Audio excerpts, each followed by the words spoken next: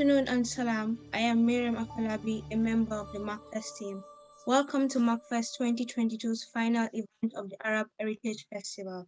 Today we'll be celebrating Arabic poetry with two amazing poets. So first, I'd like to introduce Richard Fuad MacLeod. He studied Arabic calligraphy in Saudi Arabia under the auspices of his father, who himself is an accomplished artist and calligrapher, and is fervently encouraged his son's growing interest. As well as being an Islamic and Arabic calligrapher, Richard is an architect, photographer, filmmaker, poet, and a writer. He has a Bachelor's of Science degree in architecture and a Master's of Arts degree in film and documentary making, and he has also won awards for his photography and filmmaking. So before I hand over to Richard to tell us more about his poems, I would like to request our audience to follow MacFest on our social media sites. And as most of our events are free, we dearly welcome donations. So thank you, and over to you, Richard.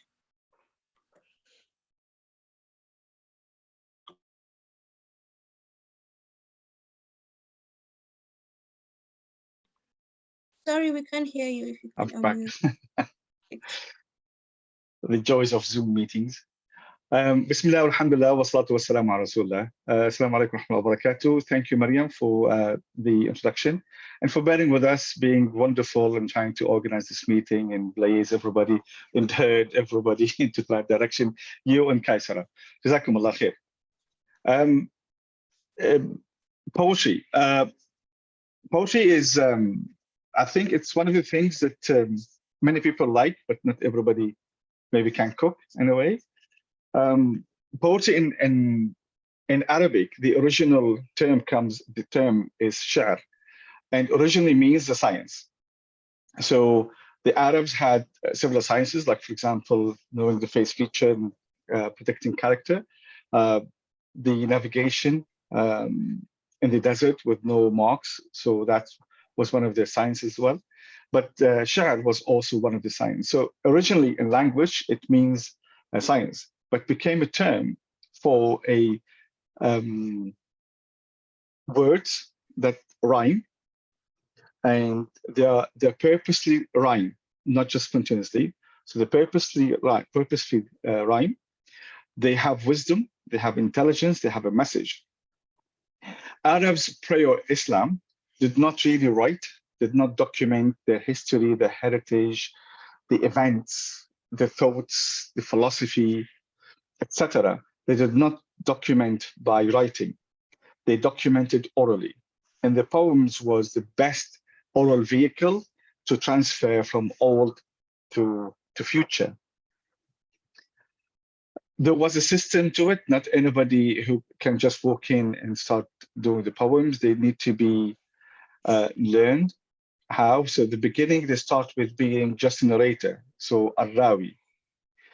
What this is, they just memorize the already what's been there, and then they start narrating it, and little by little they start doing their own poems.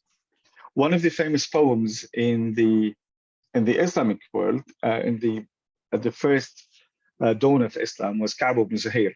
Ka'b ibn Zuhair, his father was a poet, and as a poet, he was really esteemed.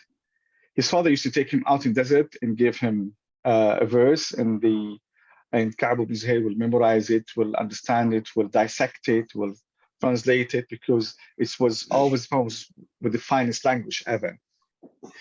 Some of the narrations about Ka'b ibn Zuhair said that his father wouldn't let him write poems or do poems,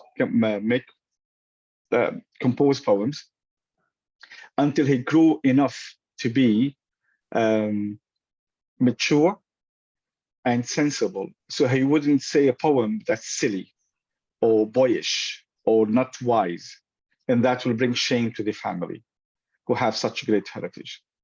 And Ka'b ibn Zuhair, as probably some people would know, he was, for a while, he was a good poet. He was a famous poet before even Islam. And he didn't become Muslim straight away when Muhammad ﷺ came out with the message. So for a while he was slandering Islam and Muhammad ﷺ with the poem. And for that, he was there was a great punishment for him. Later on, he became Muslim and he wanted to redeem his sins and himself. So he went to Muhammad ﷺ and told, gave him a big, nice poem, بانت سعاد فقلبي اليوم مكلوم. And then Muhammad ﷺ was happy with that poem, so he took off his burda or his abaya or his cloak, and it became associated with that poem. And Muhammad ﷺ forgave him, and he became Muslim and a good Muslim. Allah alhamd. So this is a simple example. Arabs were big and still big on the word and the wordsmithing. They love the word. They love the crafting of the word. They this is, by the way, this is not belittling any other culture or any other language. There's other cultures also big on words, are very deep. The Chinese, the Pakistani, even the English. They have a very deep, good, beautiful poem and wordsmith and language. But we're talking about the Arabic language here. So the Arabic language and the Arabs are big on the wordsmith and the poetry. And before Islam, the poetry goes into almost 3 phases. So before Islam, after Islam, and the traditional, the modern one. And this is to do with the way the poem was constructed. So before Islam, it was well crafted, and it had a full reign on whatever they want to say. After Islam, it became more tame, still really deep. But the beauty of the modern poem, it become more influenced with the Western poems, and they started to become more loose, so don't follow a rhythm or a rhyme. Although the definition in particular in the beginning was it need to be rhyme. So that's the modern poetry. In 1960, they crafted a new term. It's called an-nathr, which means it's loosely poem. So it's more like the Western poem. Some of them when it doesn't rhyme. That's in terms of 3 stages of the poem. But there was obviously the poems of Amawit, Al-Abbasiyin, Al-Andalusiyin, Al-Maghariba, Al-Muwashahat. There was lots of other poems. There's the poems that become songs later. There's a poem for the plays, Al-Masrah. There's the poems about love, wars, manners, and etc. So different types. And one of the good things about the poem, the Arabic poem, it was the capsule that preserved the language, the Arabic language. The Arabic language in particular was not written in terms of grammar, for example. The Arabic language, it's miraculously evolved to become this really deep language that have such strict rules and clear structure. And when later in the Abbasis wanted eventually to write it, and the best one who wrote about the linguistics of the grammar of the Arabic language was Ibn Sibawayh. So when they wanted to put it down on written rulings in grammar, they would go back to the poems and take from that the structure of the poem, the words of the language. If they ever lost in, say, what that means, they would go back to the poems and see the context, the meaning, and dissect it and understand it this way. So that was one of the really good advantages of poems. Poems is also used, was because of its status in the Arabic language and the Arabic culture. Even after Islam, a good poem can alleviate a tribe. A bad poem can completely take the reputation of a tribe. And it did happen. Just playing a bit with the words, there was a very famous tribe called Numayr. And they were so big, they had 1,000 knights. They can just march on anybody and have a war, and they can win the war. They were well feared, and they were elevated. And just one poem took them down, took their reputation, and they became just hiding in shame because of that poem. They couldn't even respond to it. Every tribe, when they have a good poem among the mist, they will be celebrating, and they'll be very happy with. So they were quite of status, the poets, at that time. I love poems since I was a kid. I just loved the word. I loved the craft of the word. And I suppose, like many other poets, they start their lives with reading the poems, memorizing the poems. I was particularly impressed with Nizar Qabbani. He was one of the great poets of the last century.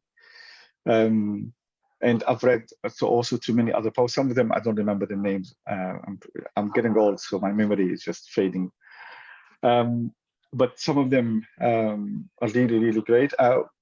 Reem might actually know there's a great poet, Palestinian poet, who also was a minister at some point in the government of Yasser Arafat.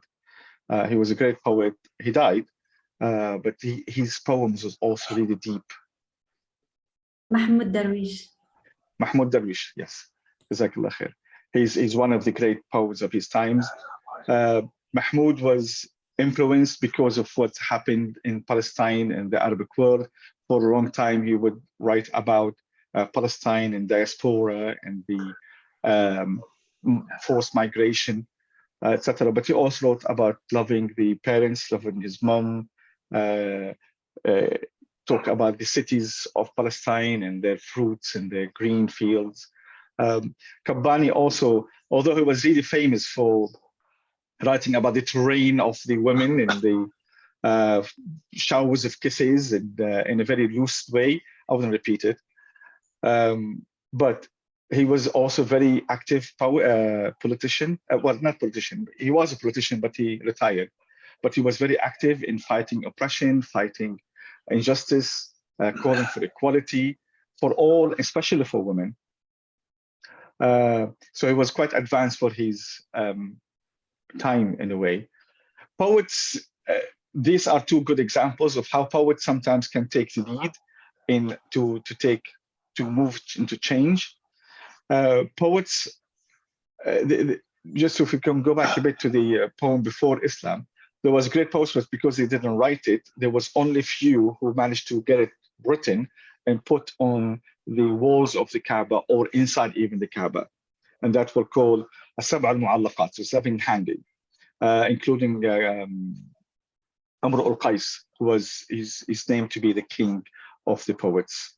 And he was somebody who loved his drink a bit too much, but his poems was really great. And he loved a girl called Layla. And I wanted to call my little daughter Layla. She's not little now, she's 17.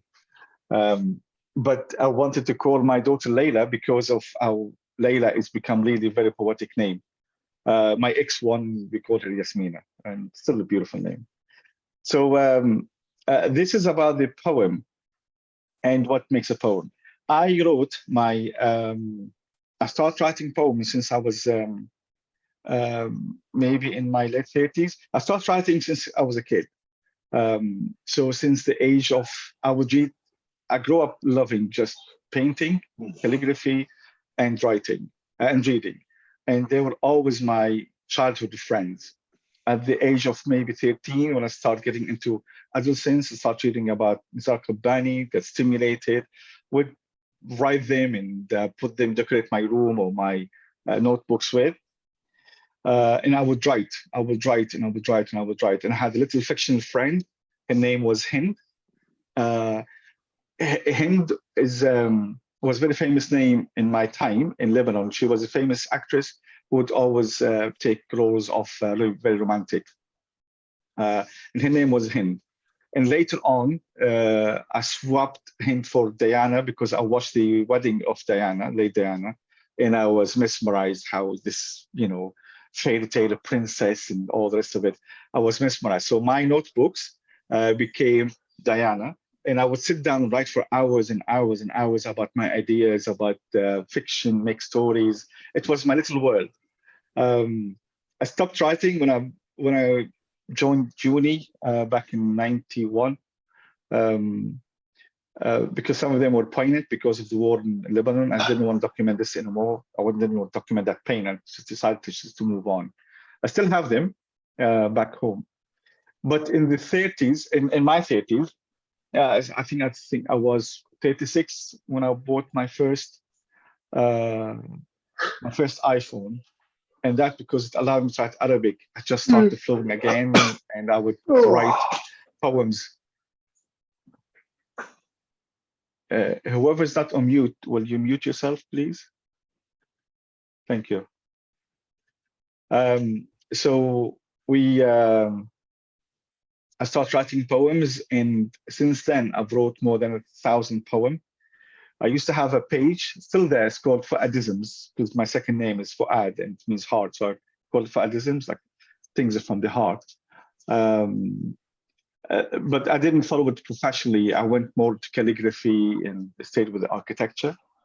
And I wrote lots of poems, and my first anthology called it Hind, going back to my first love.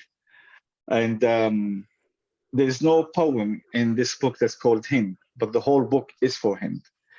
I chose about 60 odd of my poems and I put them in.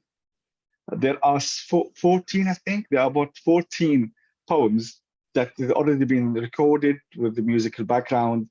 There's a QR code, people can scan it, and then it will take them to SoundCloud, and they will hear the poem in my voice with the nice music. I will read some of my poems today, if you, Mariam, allow me. Yes, you're allowed to read your poems. Yes, we would like to hear. Thank you. Okay. I will read some of the poems, and I will translate loosely the meaning of it. One of the poems that I like, well, I all like them, but some of them I like them more than the others. It's called "What's With Me." So this is a lady who's in love with this man, and although she wants to jilt him, but she keeps opening the door back to him, and she said, "What's with me?" ما بالي. ما بالي. Can we unmute whoever's making this noise, please? Thank you. I think that's okay. That's one sorted. Yes, go thank ahead. you. So, ما بالي.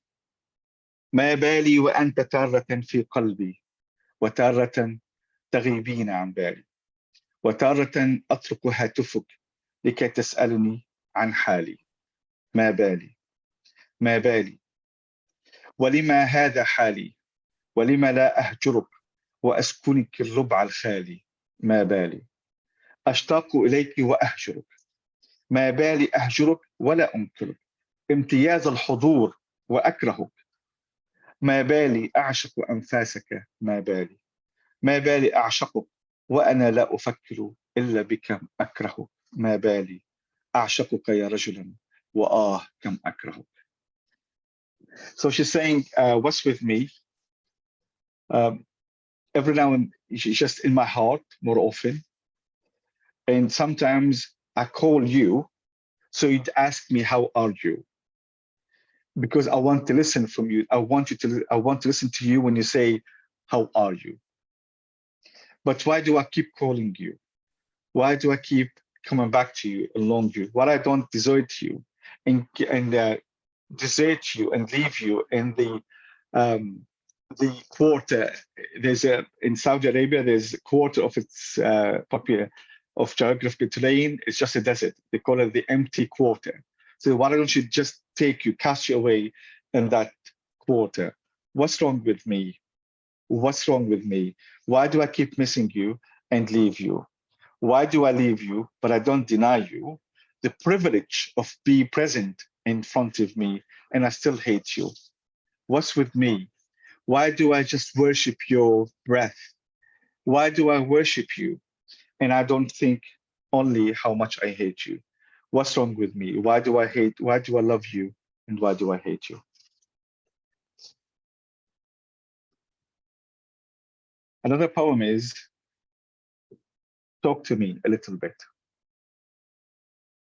كنت أمشي قرب نفسي قليلا عندما أتتني حروف منك قليلة ملأت فضائي فجأة بألوان كثيرة وخواطر وقصائد بليغة سيدتي أنت كثيرة أنت سيدة مختلفة كثيرة سيدة حرة وروحك طليقة أفكارك كثيرة وقلبك عاشق عشقا كبيرا وما أنا إلا قليل قليلة بين الرجال الكثير ولكن قلبي ظمآن كثيرة لحبك وعشقك وأفكارك الكثيرة فهلا أرسلت حروفا أكثر كثيرة ولا تختار الصمت فإنه يعذبني كثيرا أرجوك سيدتي كفاك صمتا حدثيني قليلا. So this is a man who's in love with this woman, but she's not happy with him, so she doesn't talk him much. And as he was walking once alone, she sent him a text, but he wasn't happy that the text only had short sentences, so he was asking to come back and send him more. So he was saying, I was walking with myself a little when I received a few letters from you.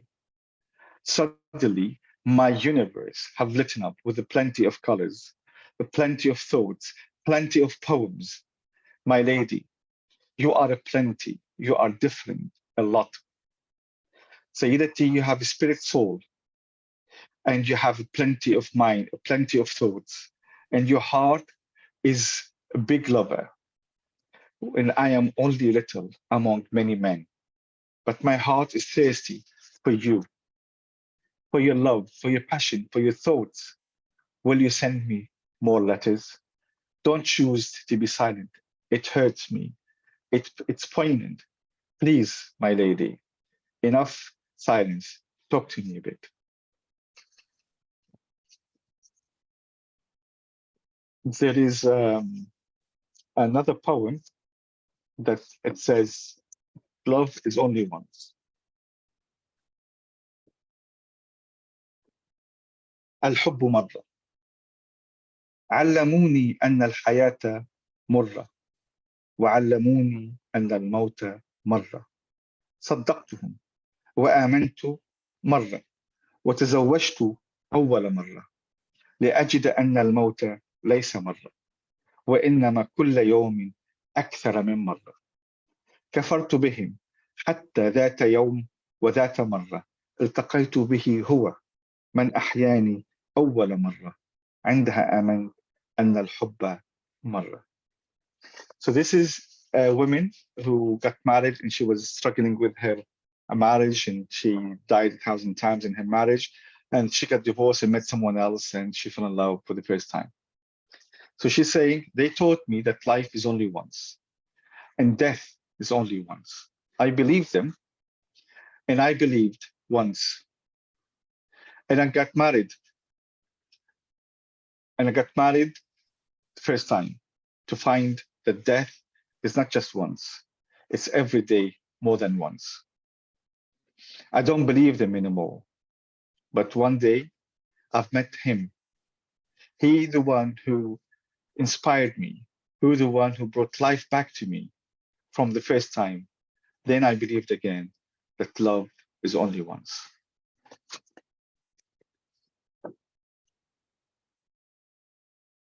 This next poem was somebody who loved the Palestinian. He was from outside Palestine, and they couldn't just get to meet each other. So he used some of the term, the barbed wire, to express how much there's separation between them. جدار الظروف الشائكة تقف المسافات بيننا جدار من الظروف الشائكة تفصل ثائرا عن قضيته تقف بين عاشق وعشيقته ترمي إنسانا بعيدا عن أرضه وحضنه ووطنه أقف عند الحائط العقيم وتتسلل ذراعي من ثقب صغير أعلم أن ما بيني وبينك ما زال كثير ولكني عندما أمد يدي تصبح المسافة بيننا أقل بقليل. So this is somebody who was got in love with a Palestinian woman, and they couldn't be with each other. So he wrote a poem to say, there is a lot of distance standing between us. There's a barbed wire of hard circumstances separating a rebel from his cause. Stand between a love and his lover, casting away the person away from his land, away from the bosom of his land and country. There, I stand at that imbecile wall, but my hand tried to find the little hole to reach out from that little hole. I know that what's between me and you still a lot, but when I reach my hand, that distance becomes a little bit shorter.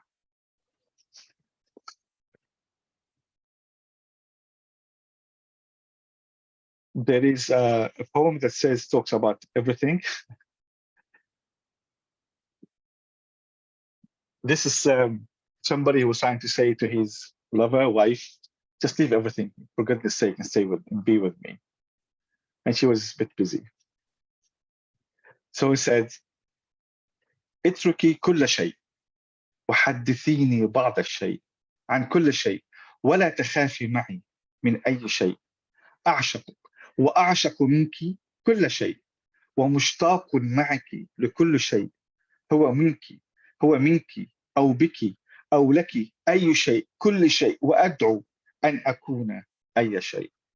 تلمسيه، تستعمليه، تناجيه، تحدثيه، أو حتى تحطميه، كل شيء حتى الفيء. اللهم آمين، اللهم استجب. He's saying, leave everything and talk to me just a little bit about anything, about everything. Don't ever be concerned with me of anything. I love you, I adore you, and from you I love everything, and with you I miss everything. That is you, or from you, or to you, anything, everything. And I pray that I would be anything that you would touch, that you would use, that you would talk to, that you would inspire to, or even just to break in terms of anger. Anything, even your shadow. Allahumma ameen. Another poem. There's a very famous term in the Arabic culture that says, I would say salute to her, I would say salam to her as long as she loves my salam, and if she doesn't, I'll go and say my salam to someone else.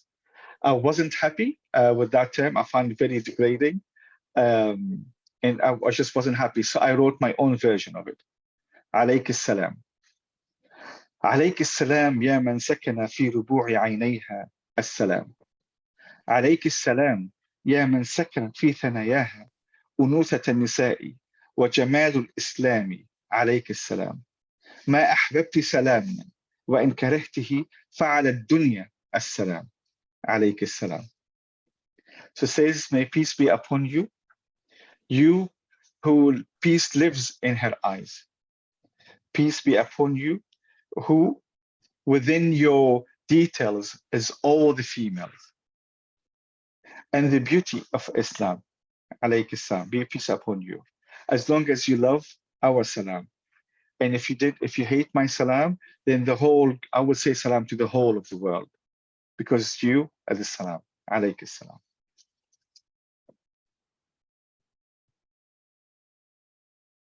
This is a poem. This is a poem. Somebody once saw somebody and met him that was talking. Inside, he just want to hold her tight and just embrace her. But he had to stay polite, put the social veil on, and just be courteous and socially acceptable. So he wrote this poem. أود أن أحضنك على رأس الملأ وأقول لكل سيد وولد هذه حبيبتي أعلنها على الملأ وليعرف الناس ولتعرف كل البلد، أنها سر وحيي، أنها مليكتي، أنها سيدة قلبي إلى الأبد، ولكن تعذر فربطت لساني بحبل من مسد، وقلت يا سيدتي لو أحضنك الليلة بعيدا عن كل سيد وولد. So he said, I would love to hold you tight and everybody would see me. And I would say to every master and a child, this is my love. I want to announce it to everybody. I want to announce it to everybody. I want everybody to know it. I want all the country to know it, all the city, that she's the secret of my inspiration. She's my queen. She's the queen of my heart forever. But I couldn't. So I've tied my tongue with a wire, with a rope of fire. And I said to myself, oh, I wish if I can do this one day.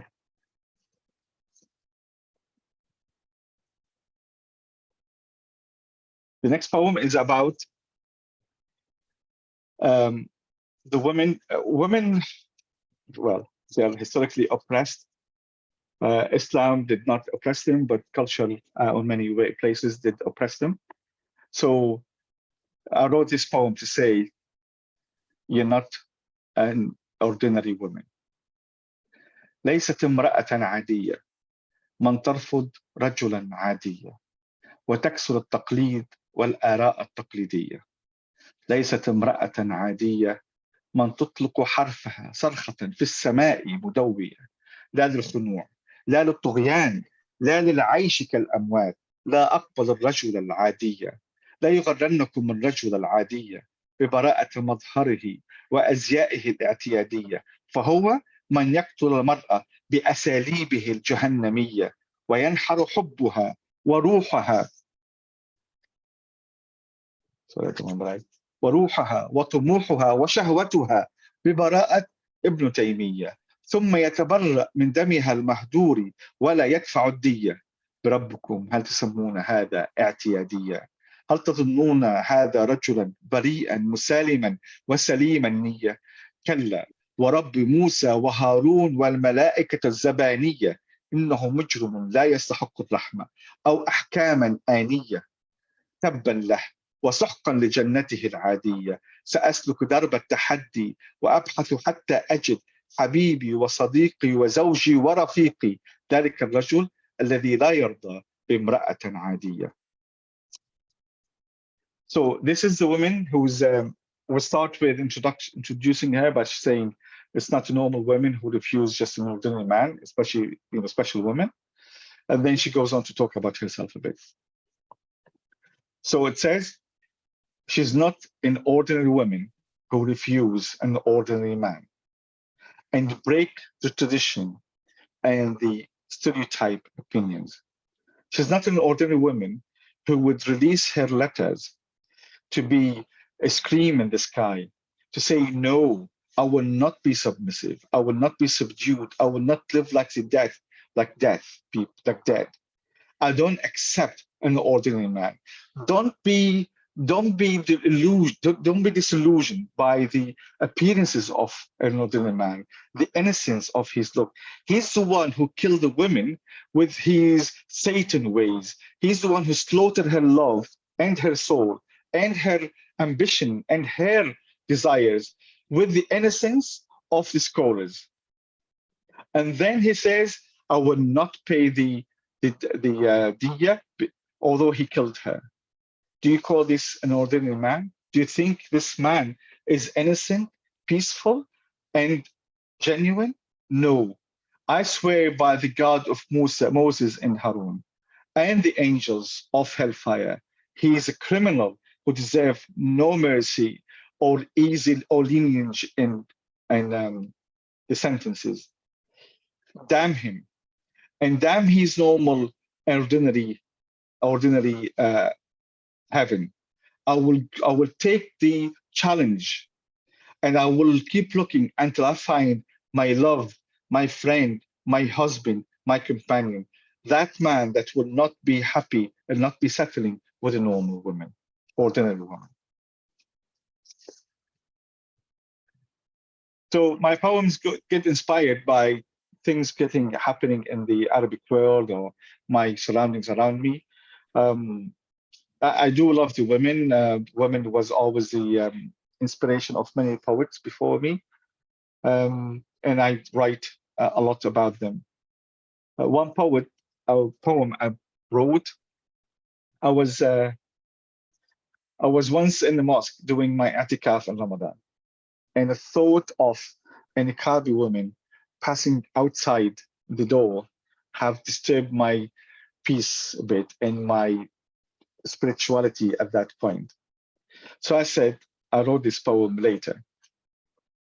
متعبد وأنا فيما أنا فيه في مسجد غربي في ركن شرقي ولا أحد غيري فيه في اعتزال للأحمق والمتفلسف والشقي أتأمل في خلق الله وحكمته جل وعلا فيه وإذا بطيفها يمر بخاطري فنسيت ما أنا فيه لم أستطع صبرا ولم أتمالك نفسي فيه استرقت الهوى والأحلام فيه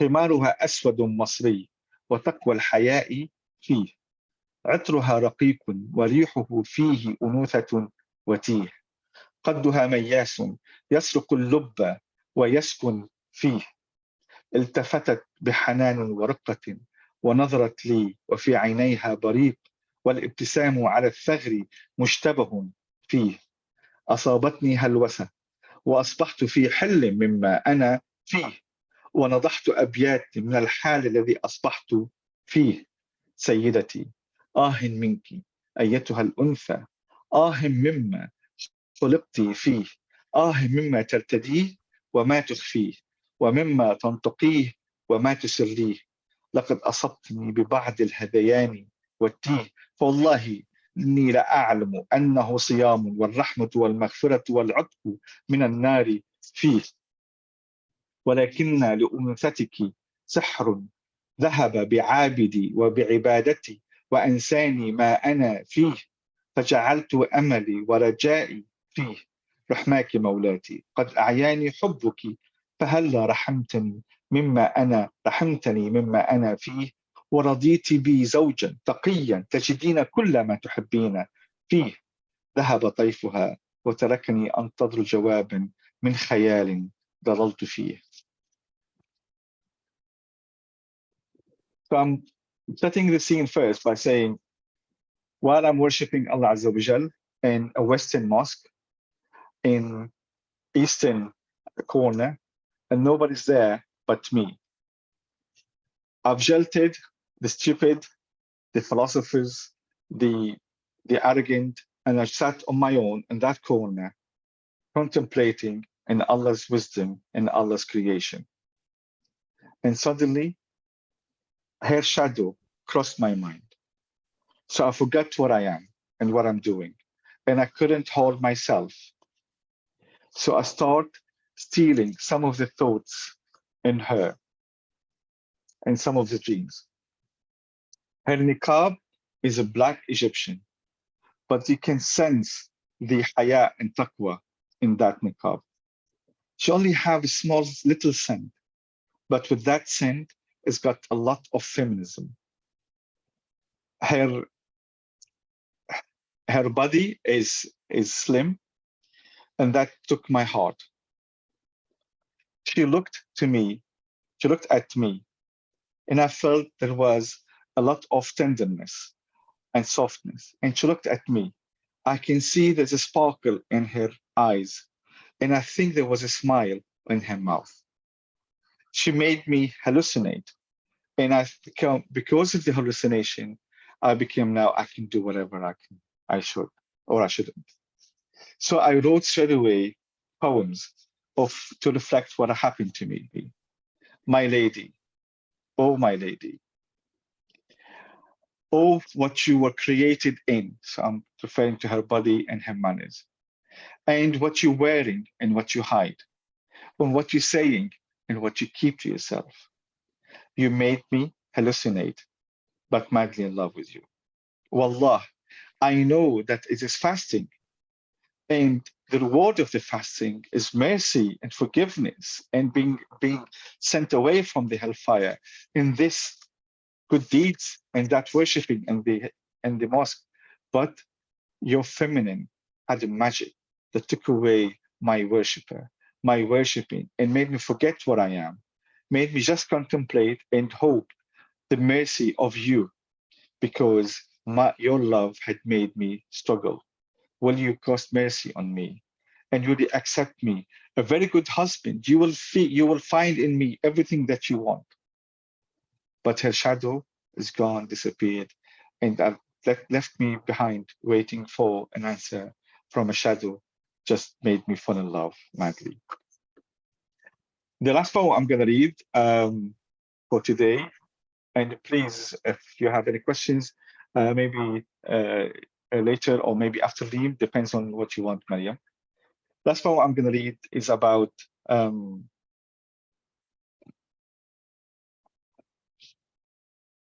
I said, damn, تبا أنوثتها كأوتار الكمان صامتة منتظرة والرجال سطحيون يتفكرون كيف بلا غرق يسبحون وأنوثتها مندثرة في الأعماق بعيدا عن السواح والعابرون تبا لأولئك السطحيون وتبا لعاشق يخشى من الغرق.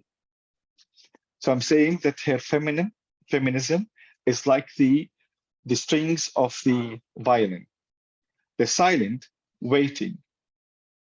But the superficial men thinking how they can get to that woman without being submerged, while her feminism is actually inside, down deep, away from the onlookers and the bypasses.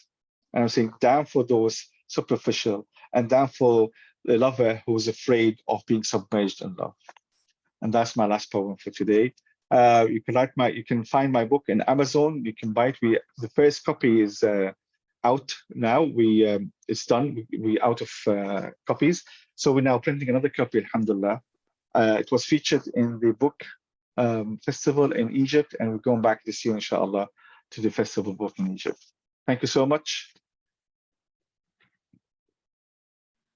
Thank you very much, Richard, for reading your beautiful poems, and also translating it to English for us non-Arabic speakers. It has been very wonderful, listening and understanding, but also the themes of love and happiness. I really, really enjoyed that. So there's a question here from Zakia that says that, do you have any advice for those who love poetry and would like to write their own poems? And also, what are the poetic techniques? As I was saying earlier, I don't know if Ms. Zakia covered that. The technique of learning poetry is still the same as ever, like any other, to be honest, science or discipline you want to go into. You learn from the past, you start developing your skill by learning and mimicking and imitating, and you start writing yourself and grow into that. So I would say read, because you need to build up your vocabulary as well, and to be able to draw on vocabulary in your mind once you want to express the idea. So read, listen. There's audiobooks now. YouTube's got plenty, SoundCloud, other apps that you can listen while on the go as well, unlike YouTube that you have to have the app open. So just read, and in the language that you like. So if Zakia wants to write in Urdu, keep listening in the Urdu. If in any other language. People who want, for example, write in English, read the poetry in English. Poetry has got, they call them al-buhur. So it's the rhythm that poetry will be rhyming upon. So it could be, for example, فاعل مفعول مفاعل مفاعل. So it's the rhythm in a certain way. But you'll get that intuitively if you read the proper poems. Now, when I say proper, I should maybe not use the word proper, but when I see the poetry that rhymes, you'll pick it up, especially if you're an Arab, or speak that language. If you want to read, if you want to write the nathir, which is a bit more loose, with doesn't rhyme, then it's easier than the poetry that does rhyme. Because sometimes I would have an idea and I would write it, and I would just put my thoughts straight away, put on paper, or even record it if I'm driving. But the most important thing is, develop your vocabulary, read and listen, and then start writing. Just write, get it out. Personally, and then I would go back and I would craft it a bit more. I would choose maybe a different term. I would add a bit more because the original idea was just throw and just maybe 5 verses, for example, and then I would build on it. But again, I don't shy from the fact some of the poems are only 4, 5, 7 verses, and that's enough. And test it, put it on Facebook, test it, see what people react, listen to the advice. Maybe you can attend some poetry courses. We will be, I own and manage the Academy of Excellence International. It's based in Newcastle, and we'll be launching we're teaching English, but we'll be launching we have a project it's called the Arabic Library.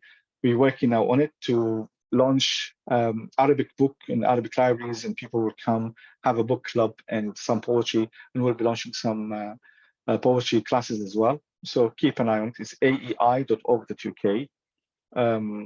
But yeah, just read and write and go back and refine, and maybe read also Reem poetry. I'm sure you'll learn a lot from it. Reem Ibrahim. Thank you. Thank you very much, Richard. So now I have the pleasure of introducing our second, or welcoming our second poet for the day, Reem Ibrahim. She's here in Manchester. So if you'd like to introduce yourself, Reem, what you do and how you study poetry. Thank you. I do what I do. I work as interpreter translator, work in schools as teaching assistant for years, Arabic teacher as well. And currently I work as a counselor for Yara Northwest. The writing came to me when I was in the primary school.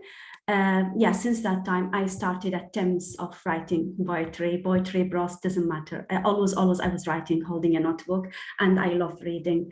So I love reading, read about everything, and many writers or authors in Arabic world. And I'm a mother of 3 lovely children. What's up, everyone? Get ready to Sorry. Sorry, that was a mistake. Please carry on. Sorry, I can't hear you. Oh, I said we can carry on. That was an interruption. Okay.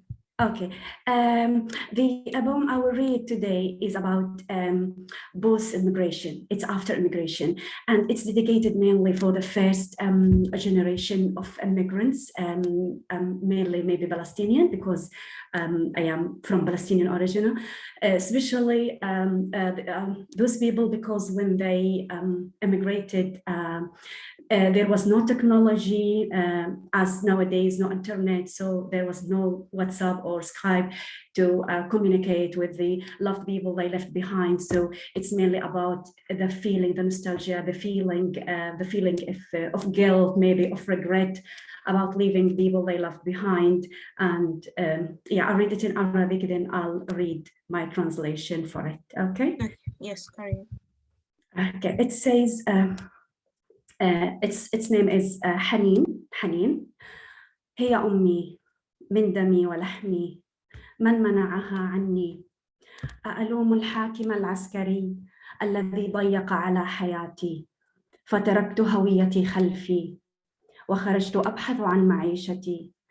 ألوم الخوف والفقر والحرب أم ألوم نفسي التي بدلت موطنها بحي آمن لا تسمع فيه قذائف ولا تتجول دبابات، لا منع تجول ولا معابر، لا بطاقات ممغنطة، لا قنابل، لا طائرات مستطلعة أو محاربة، لا منشورات تسقط من السماء وتحذيرات وإنذارات إخلاء، لا قمع، لا قهر، لا إهانة، لا تحطيم كرامة. في حي هادئ سكنت، أخرج صباحا إلى عملي، أعود الظهر إلى منزلي. في حي الهادئ أصلي في مسجدي، أجلس مع أولادي، أتابع دروسهم، أتسوق لهم، وفي آخر الأسبوع أخرج معهم للبحر أو للحدائق أو للجبال. لا قصف، لا خوف، لا تهشيم، لا دمار. أؤدي عملي المسالم في الحي المسالم. لا أشتغل بالسياسة، لا أتحدث بها، لكني أقرأ ما أشاء. أتابع الصحف، أشترك في المجلات، وأقرأ وطني في العناوين. أتابع أخباره على الشاشات قبل الإنترنت وقبل الفضائيات. نعيش على القليل الذي يصلنا منه. كل العالم حولي كان يحترم، يصفق له، وأنا أفخر بفلسطينيتي، أفخر بعروبيتي. حتى وإن تركت الهوية الخضراء خلفي، أفخر أني ابن وطني، ابن أرضي. مشغول ممتلئ يومي، وعندما يحل وقت نومي يطالعني وجه أمي. وأتقلب الليل أفكر: هل أنا في مكاني الطبيعي؟ هل هذا موطني أو مضيفي أو قدري؟ وبين الصيف والصيف أتقلب على الشوك، أفكر في أمي. أحن لإخوتي، لبيت الطيني ثم الإسمنتي، في مرتع صبايا، في شارعي، في قريتي. وإن ضاع الحقل ولم أعي عليه، لكن كبار السن حدثوني عنه من رجال عائلتي ومن الجيران. حدثني عنه والدي وعمي وخالي، ورأيت أخدود الدموع على وجه المسنات، فعرفت الحكايات التي لم يروينها لنا، فاكتفينا بالغولة والسبع بنات على البحر ماشيات. ما لم تكتبه الأميات الفاضلات قرأته بقلبي، وما لم ينطقن به سجلته في ذاكرتي. الصابرات المكلومات المكابرات، سيدات السلم والحرب، بطلات كل الأزمان. هل يسامحن من أجبن؟ هل يعذرن من جبن؟ ومن استهون ومن ندم؟ بعد فوات الأوان، بعد فوات الوقت لا ينفع الندم. And the translation, nostalgia. She is my mother, my blood and my flesh, who denied us from seeing each other. Do I blame the soldiers who narrowed my life? I left my identity behind. I went out looking for a new life. I blamed fear, poverty, and war. Or do I blame myself for changing my homeland for a safer place, where we don't hear shells, and no tanks roam, no curfew, no crossings, no magnet cards, no bombs, no reconnaissance and surveillance planes, no leaflets fall from the sky, no warnings for evictions, no alarms, no oppression, no humiliation, no destroying dignity, no insult. I live in a quiet neighborhood. I go to work in the morning, evening I go back home. In my quiet neighborhood, I pray in the mosque, I sit with my children, I read with them, I shop for them, and at the end of the week, we go out together, we walk in the park, we visit libraries and they play in the garden. No bombing, no fake, no destruction, no demolition. I practice my peaceful job in the peaceful city. I don't do politics, I don't speak about it, but I read what I want. I check online newspaper and subscribe to magazines, but I read about my homeland in the news titles. I watch the news on the screens. No matter what, I was always proud of my nationality, even after leaving behind my old identity. Always busy from morning till bedtime. And before I fall asleep, my mom's face looks at me, and I spend half nights turning, ruminating and thinking of her. Am I in my normal place? Is this my home, my host, or my destiny? Between summer and summer, I turn on the thorns. I think about my mom. I yearn for my brothers, for my first house, for my childhood, my old street in the faraway village. Despite the field being lost before I was born, but my old people told me about it. My family, my neighbors, my father and uncles talked about it, and I saw the tears running on the faces of the elderly women. So I learned about the stories they didn't tell us. We were satisfied with the goals and the 7 girls walking on the beach. What the illiterate, beautiful old ladies didn't write, I read with the eyes of my heart. And what they didn't say, I recorded in my memory.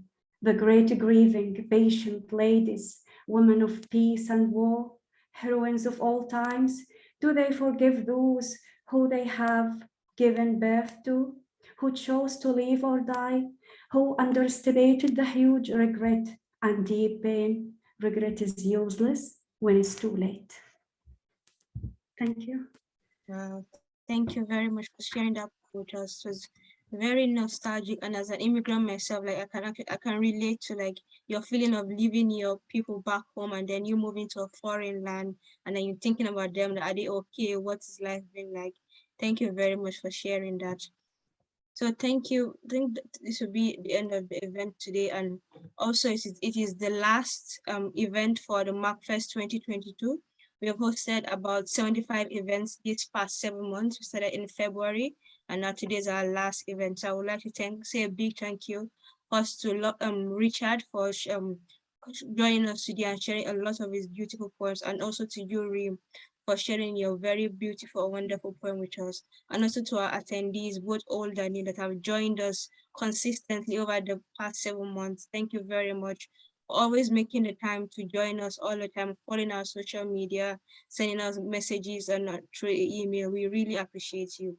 And this will not be the end, even though it's the end for now, but then for next year, we have started our lot of preparations are ongoing. Behind the scenes, I'm working very hard to make sure that everything goes smoothly for you next year. So by November, inshallah, this year, the brochure for the next MACFEST 2022 will be out. So you can join follow us on Eventbrite at MACFEST UK, so you can start to book for next year's event, and also subscribe to our newsletter at macfest.org.uk. So you'll be the first to know about the event for MACFEST 2023. So thank you very much, everyone, for joining us. We really appreciate you, and have a good afternoon and a good weekend. Assalamu alaikum. Thank you. Thank you all. Hopefully I'll see you soon again in the next MACFEST. Thank you all. Hopefully we'll see you soon. Thank you.